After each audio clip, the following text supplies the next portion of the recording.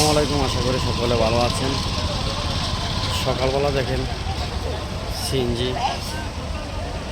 Gas খাওয়ার জন্য কীরকম জাম, বিশাল বড় জাম। এখন সকাল বাজে 5টা। আমি মুরাদনগর যাওয়ার পথে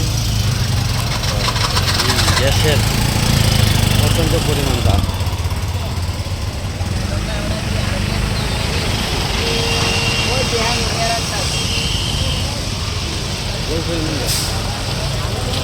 আধা কিলোর উপরে বিশাল বড় লাইন।